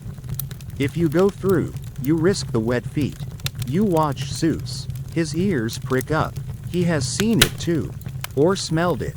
He doesn't slow down, but he deviates slightly to the right, aiming for a tiny ridge of ice that runs through the middle of the slush. It looks like a tightrope. You decide to trust the dog. You say nothing. You just bend your knees and grip the handle. The team hits the zone. The sled runners make a sickening squish sound as they cut through the top layer of snow. You see water bubble up in the tracks. But Zeus has threaded the needle. He has found a bridge of solid ice beneath the slush. The sled hydroplanes for a second, feeling loose and greasy, then bites into hard snow again on the other side. You made it. Dry feet. You let out a breath you didn't realize you were holding. The visual monotony returns. The white tunnel. The bobbing tails. The silence. But the silence is different now. It feels heavier. You are miles from the nearest human being. If you were to scream, the sound would simply be swallowed by the spruce trees. It is a profound isolation that either drives men crazy or makes them philosophers. You focus on the sound of the runners. Hiss, sizzle, hiss. It changes pitch depending on the temperature of the snow. Right now, it's a high-pitched whine, like styrofoam rubbing against glass. That tells you the temperature is dropping. You look up at the sky. The aurora is back, a faint green curtain rippling directly overhead. It illuminates the trail with a ghostly light, making the shadows of the trees stretch out like long, grasping fingers. You are tired. The physical exertion of the launch and the mental strain of reading the snow are taking their toll. Your eyelids feel heavy. The barren land stare is creeping back in. Yo, you see a flicker of movement in the trees, a wolf? A moose? A ghost? You blink. Nothing. Just a branch heavy with snow, dumping its load onto the ground. You need to stay sharp. The trail is about to change. You are approaching the steps, a series of steep, terrified drops where the trail descends from the ridge down to the riverbed. And on those steps, reading the snow won't save you. Only your brake and your balance will. You shift your weight. You shake your arms to keep the blood flowing. You fix your eyes on the back of Zeus's head. He is your compass. He is your pilot. You are just the cargo manager. You are descending the steps. The trail drops away beneath you in a series of terrifying, jagged plateaus. The sled is no longer gliding, it is crashing. It slams down one drop, flexes violently, then slams down the next. You are standing on the runners, knees bent, riding it like a surfboard on a choppy sea. And then, you hear it. Crack. It is a sound that cuts through the wind and the panting of the dogs. It is the distinct, dry snap of seasoned hardwood failing under stress. The sled lurches to the left. The basket sags. You slam on the brake. You stomp with both feet, driving the claws into the ice. Whoa! You scream. Whoa, damn it. The dogs, sensing the change in drag and hearing the panic in your voice, slowly grind to a halt. They look back at you, tongues lolling, with expressions that clearly say, "We were just getting into a rhythm, boss." What's the problem? You anchor the sled. You throw the snow hook and tie off the snub line to a willow bush. You walk around to the side of the sled and peel back the canvas cover. The damage is clear. One of the vertical slats, the ribs of the sled, has snapped clean through. A jagged splinter of hickory is poking out, threatening to puncture the mailbags. If you keep going like this, the entire side of the sled will lose its structural integrity. The basket will bulge out, catch on a tree, and rip the sled in half. You are grounded. You have to perform emergency surgery. This brings us to a mainstream historical fact regarding the material science of the North. The sleds of the 1920s were built almost exclusively of hickory or oak, woods chosen for their incredible resilience. However, at -40 degrees, wood changes its properties. The moisture content inside the cellular structure of the timber freezes, making the wood incredibly hard but also significantly more brittle. A piece of hickory that would bend and flex at room temperature becomes like glass in the deep freeze. You just found the breaking point. You reach into your possibles bag, a small leather sack tied to the handlebars containing your survival odds and ends. You pull out a coil of heavy rawhide, babiche, and your knife. You are about to perform a field splint. As you assess the fracture, you are staring at the subject of a fierce academic debate among historians of technology. The question is, the wire versus the hide. By the 1920s, baling wire, soft iron wire used for hay bales, was becoming common in Alaska. It was the duct tape of the era. One school of historians argues that pragmatic mail carriers would have abandoned the tedious rawhide repairs in favor of the quick, mechanical fix of twisting wire around the brake with pliers. It was faster and didn't require water. The opposing school, the traditionalists, argues that wire has no give. If you wire a wooden joint together, the wire bites into the wood, creating a stress point that will just cause it to break again 2 inches lower. They insist that experienced carriers stuck to rawhide because it flexes with the sled. You are a traditionalist today, mostly because you forgot to pack the wire. You need a splint. You look around. You are surrounded by nature's hardware store. You trudge through the deep snow to a nearby spruce tree. You find a straight, green branch about the thickness of your thumb. You cut it off with your knife. You strip the bark. The wood underneath is green and frozen. You crave the flat sides of the branch to fit against the broken slat. You carve it down. Whittle, check. Whittle, check. The sound of the knife shaving the frozen wood is loud in the silence. Now comes the hard part. The rawhide strip you pulled from your bag is dry, stiff, and useless. You can't tie it tight unless it's wet and pliable. But you don't have a bucket of water, and you certainly can't spit enough to soak 3 feet of leather strap. You have to make a sacrifice. You reach for your thermos. It contains your precious supply of hot, sugary tea. This was supposed to be your lunch. You unscrew the cup. You pour a few inches of the steaming amber liquid into the cup. The smell of tea and sugar hits you, a heartbreaking reminder of comfort. You drop the coil of rawhide into the tea. You watch it soak. The leather darkens. It drinks up the moisture. It also drinks up your lunch, but that's the price of doing business. After a minute, you fish the rawhide out. It is warm, slimy, and flexible. It smells like Earl Grey and dead cow. You press the green wood splint against the broken slat. You take the wet rawhide and begin to wrap. This is not a random wrapping. You are using a constrictor knot technique. You wrap it tight, pulling with all your strength. You overlap the turns. You are essentially creating a cast. As you work, the tea on the leather begins to cool. You have a window of about 2 minutes before this strip turns into a solid iron band. You work frantically. Your mittens are off. Your bare fingers are wet with tea and handling freezing materials. The pain is sharp and immediate, a biting sting that goes straight to the bone. But here is the obscure fact that makes this suffering worth it. A frozen rawhide repair is actually stronger than the original wood. Why? Because you are creating a composite material. When the wet hide freezes, the water inside the leather turns to ice, expanding and locking the fibers into a rigid matrix. It's pycrete, ice concrete, on a micro scale.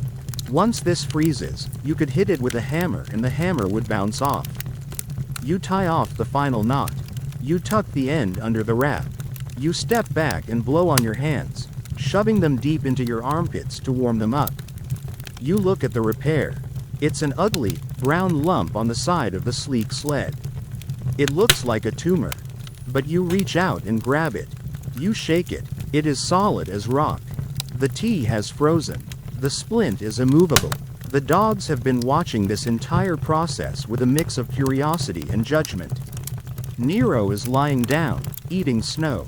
Zeus is standing, staring at you, tapping one paw impatiently. He knows you stopped. He knows you fixed something. He doesn't care what you fixed. He just knows that stopped equals not running, and he disapproves. You gather your tools. You pick up the thermos cup. There is a little bit of tea left in the bottom, now lukewarm and containing some floating hairs from the rawhide. You drink it anyway. You waste nothing. You put your mittens back on. The leather is stiff with cold, but your hands slowly stop screaming. You walk back to the anchor line. The sled is scarred, patched, and ugly. It is no longer the pristine machine that left the yard this morning. It is a veteran, and so are you. You untie the snub line. The tension returns to the gangline instantly. The dogs feel the release before you even step on the runners. They lunge. The sled jerks forward. You hop onto the runners just in time. You look down at the repair as the world blurs into motion again. It holds. The broken slat doesn't even wiggle. You have successfully performed trauma surgery in a freezer. Now, however, you have a new problem. The delay has cost you daylight. The sun, which made a brief, pathetic appearance on the horizon, is already sinking. The blue hour is approaching, and you still have 15 miles to go before you reach the roadhouse. And speaking of roadhouses, you are beginning to fantasize about what awaits you there. Specifically, the stove. But before you can get to the stove, you have to deal with the social anxiety of drying your socks in public. The sun has been gone for hours. You have been navigating by the light of the stars and the intuitive drift of the dogs for the last 10 miles. You are cold, tired, and your right arm aches from holding the handlebar. But then, you smell it. Wood smoke. It cuts through the crisp, sterile air of the trail, a scent of civilization. You round a bend in the river, and there it is. A small, yellow square of light glowing in the distance. A window. This is the roadhouse. You pull the team into the yard. You don't just park anywhere. You park in the mail spot, a designated area away from the recreational travelers and the freight haulers. You NCHOR the sled. You bed down the dogs, tossing them their frozen fish, which they crack like popsicles. You cover them with a little straw if the proprietor is generous. Only when the dogs are settled do you attend to yourself. You walk toward the log cabin. The door is heavy, made of rough-hewn spruce planks. You pull the latch and step inside. The transition is violent. You go from -40 degrees in absolute silence to +80 degrees in a cacophony of snoring, coughing, and sizzling. And the smell. You have walked into a wall of roadhouse funk.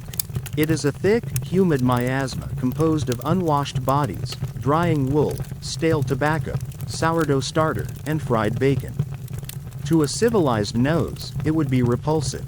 To you, it smells like safety. You are standing in the main room. It is dim, lit by kerosene lanterns that cast long, flickering shadows. In the center of the room stands the deity of this temple, the stove. It is a massive 55-gallon oil drum converted into a wood burner, glowing a dull, angry red at the bottom. Around it, strung like holiday decorations from a chaotic web of baling wire and ropes, hangs the laundry of a dozen men. This brings us to a mainstream historical fact about the Alaskan infrastructure. The roadhouse system was the nervous system of the territory, located roughly every 20 miles. The distance a dog team or a heavy horse sled could travel in a day. These weren't hotels. You didn't book a room. You paid for a space. That space might be a bunk, a spot on the floor, or if it was really crowded, a spot on the table. And the rule was, the mail carrier always gets a bunk. The mail must go through, and the mailman must sleep. But before you sleep, you must perform the sock ritual. You strip off your parka. You hang it on a peg near the door, never near the stove, or the heat will dry out the natural oils in the fur and make it shed. You peel off your sash. You sit on a bench and pull off your mukluks.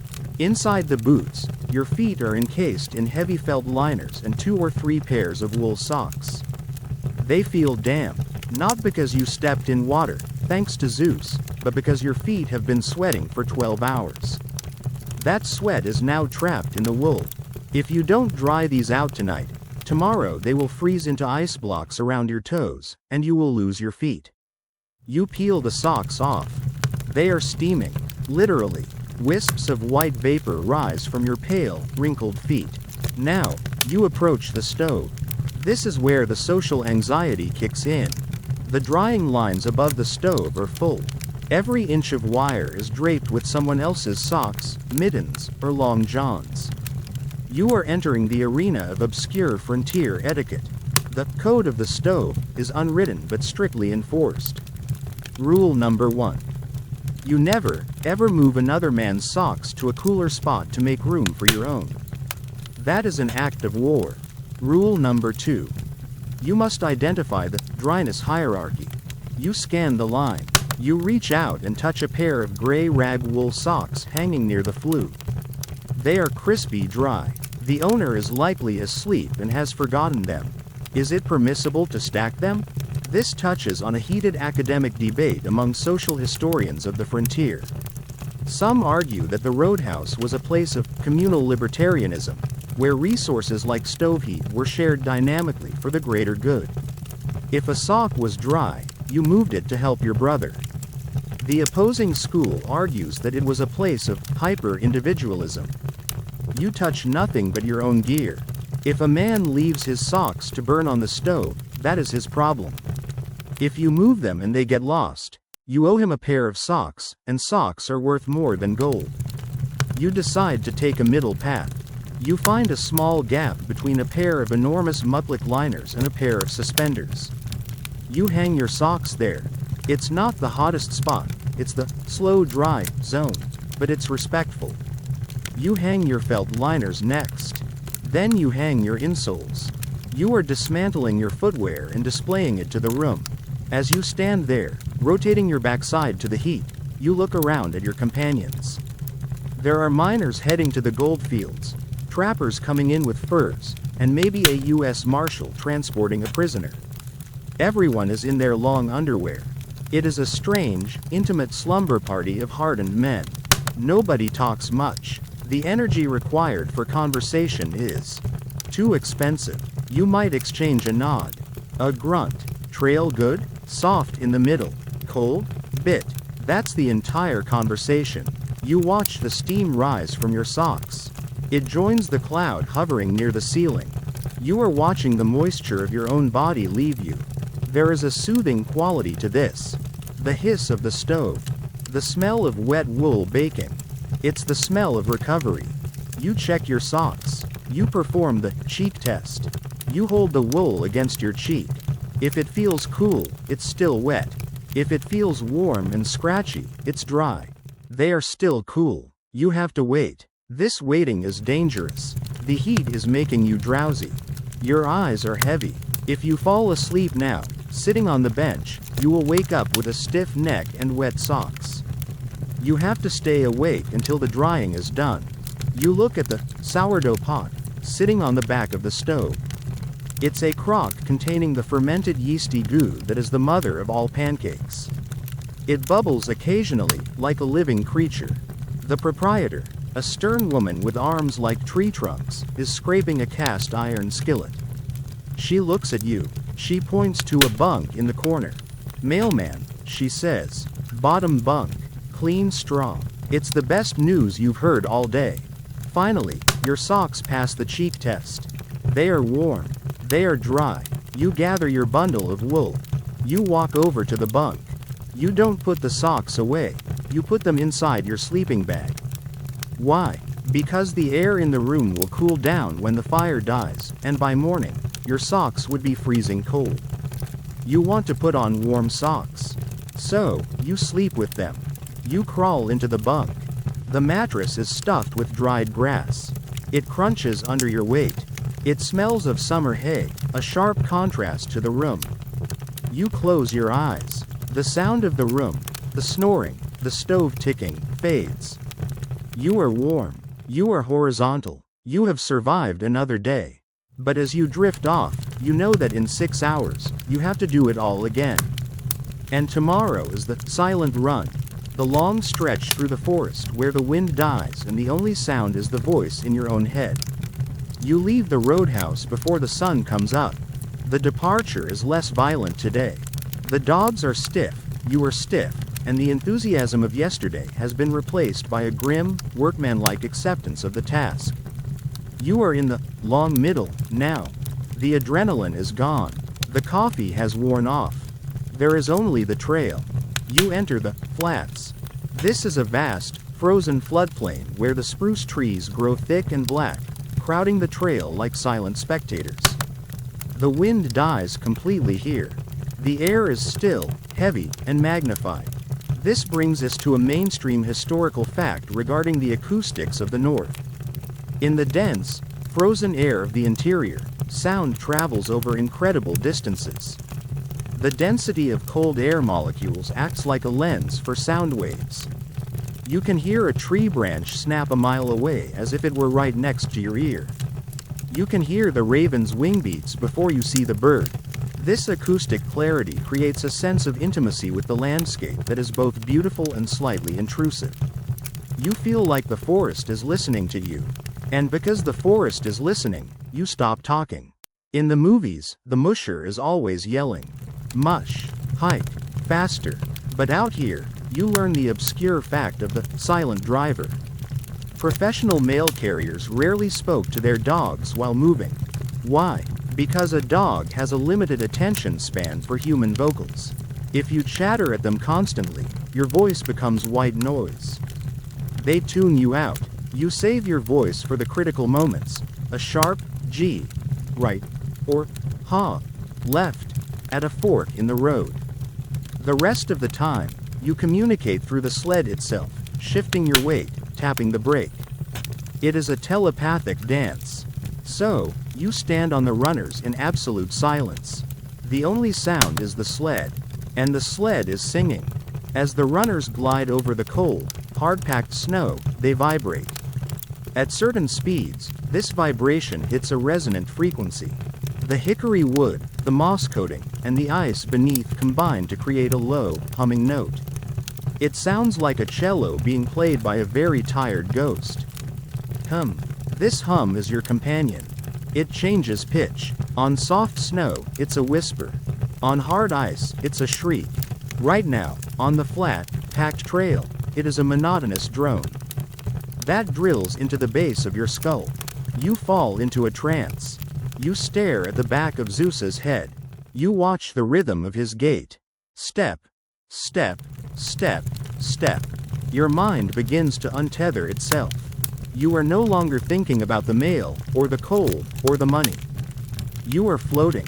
This state of mind is the subject of a fascinating academic debate among psychologists and historians who study isolation. It is often called the solitary paradox. One school of thought argues that this extreme isolation was damaging. They point to the high rates of cabin fever and mental breakdown among trappers and solitary miners. They argue that the human brain requires social friction to maintain its shape, and without it, the mind dissolves into paranoia. The opposing school, and the one you are currently subscribing to, argues that this state is a form of Arctic Zen. They suggest that the monotony of the trail induces a meditative state similar to that achieved by monks after years of practice. The repetitive motion, the silence, and the singular focus on the present moment cleanse the mind of anxiety. You aren't crazy. You are just extremely, profoundly bored. But boredom out here is a physical sensation. It feels like weight. You catch yourself nodding off while standing up. Your knees buckle, and you snap awake just before you fall off the runners. To stay awake, you play games. You count the trees. You try to remember the lyrics to a song you haven't heard in 10 years. You debate with yourself whether you left the stove on in a house you haven't lived in since 1918. You look at the trees passing by. These are black spruce. They are scrawny, stunted trees that look like pipe cleaners. They are often covered in kali, the Inupiaq word for the snow that collects on trees. In the stillness, the snow piles up on the branches in massive, impossible shapes. They look like people. There is a figure to your left. A woman in a white dress, bowing. There is a figure to your right. A giant hunchback waiting for a bus. You blink. They are just trees. This is the pareidolia kicking in. The brain's desperate attempt to find patterns in the chaos. The hours stretch out. The light begins to change. The gray sky darkens to a bruised purple. You are losing the definition of the trail. The flat light is returning, washing out all the shadows. You can no longer see the bumps. You can only feel them as they jar your spine. You are tired, deeply, cellularly tired. The cold has seeped through the moleskin, through the wool, through the caribou. It is sitting in your marrow. You want to stop. You want to curl up in the snow and sleep. But the dogs keep pulling. They are relentless. They don't have existential crises. They don't wonder why they are pulling the mail. They just pull. And because they pull, you must stand. You check your watch. It's 3 p.m. Sunset was an hour ago. You are moving through the twilight now. Suddenly, the tone of the sled changes. The hum drops an octave. The runners feel sluggish. You look down. The snow has changed texture. It's no longer the hard-packed highway of the flats. It's soft, deep, and granular. You have hit the sugar. The dogs slow down. They have to wade now, pushing their chests against the snow. The line goes slack. You have to work. You step off the runners and begin to run behind the sled, pushing on the handlebar to help them. Your legs protest. Your lungs burn with the intake of freezing air. But the physical effort wakes you up. It shatters the trance. You are back in your body. You are pushing a wooden basket full of catalogs through a sandbox. Hike up. Let's go, boys. You whisper. It's the first thing you've said in 4 hours. Your voice sounds cracked and foreign, like it belongs to someone else. Zeus looks back, annoyed. He knows you're helping, but he also knows you're the reason the sled is heavy in the first place. You push. You sweat. The sweat freezes on your eyelashes. And then, just as your legs are about to give out, the runners bite into hard pack again. The sled lurches forward. You hop back on. You are through the soft spot. You are through the flats. And ahead, through the break in the trees, you see a faint glow on the horizon. Not the northern lights. Not the moon. Electric lights. You have reached the outskirts of the town. The end of the line. You glide past the first wooden structures of T settlement. To you, after 3 days in the void, this looks like a metropolis. There are street lamps, electric ones, casting harsh pools of yellow light on the snow. There are other dogs barking from chains in backyards. There is the smell of coal smoke, which is sharper and more industrial than the wood smoke of the roadhouse. The team feels it too. They perk up. Their ears go forward. They pick up the pace, finding a reserve of energy that shouldn't exist. This is barn sour behavior, the desperate urge to be finished. You steer them down Main Street. It's deserted. The shops are closed, their windows dark. You pass the general store, the assay office, the bank. You are a ghost passing through a sleeping town. You pull up in front of the federal building. It's just a larger log cabin with a flag pole, but it represents the finish line. Whoa, you stomp the brake one last time. The sled grinds to a halt on the icy street. The dogs stop. They don't scream this time. They just collapse. 16 dogs instantly lie down in the snow, exhaling huge clouds of steam, looking like a deflating balloon. You step off the runners. Your legs almost give out. You have been standing in a semi-crouch for 10 hours. Your knees are locked. Your back feels like it has been welded into a curve. You wobble, grabbing the handlebar for support until the circulation returns to your feet. The door to the post office opens. The postmaster steps out. He's wearing a cardigan and holding a mug of coffee. He looks warm. He looks soft. Rough trail? He asks. Overflow on the river. You croak. Your voice is rusty. He nods. He doesn't offer to help unload. That's your job. You walk around to the sled. You undo the diamond hitch, that masterpiece of knots you tied this morning. The rope is frozen stiff, but you muscle it open. You peel back the canvas cover. There they are, the sacks, the Sears catalogs, the letters from loved ones, the bricks for the bank. You grab the first sack. It feels heavier than it did this morning. This brings us to a mainstream historical fact regarding the transition of eras. You are standing in the twilight of a profession. By the late 1920s, the airmail pilots were already starting to bid on these routes. Ben Eielson and Carl Ben Eielson were landing open cockpit planes on frozen rivers, delivering in 3 hours what took you 3 days. The dog sled mail carrier was about to become a relic. You are the last of the Jedi, hauling canvas sacks in an age that is looking at the sky. You haul the sacks onto the porch. One by one, the pile on the sled shrinks. The pile on the porch grows. When the last sack hits the wood, you feel a physical lightness. The burden is gone. The contract is fulfilled. But you aren't done. The mail is safe, but the engines are cooling down rapidly. You return to the dogs. You unhook the tug lines. You undo the necklines. You pull the harnesses off over their heads. As you strip the gear off Zeus, he licks your mitten. It's a small gesture, rough and wet, but it acknowledges the partnership. You check his feet. No ice balls. The booties held up. You lead the dogs to the kennel yard behind the post office. You chain them up to their individual houses. You bring them their dinner, more dried fish, more tallow. They eat with the same mechanical efficiency they showed on the trail. This leads to the final obscure fact of the journey.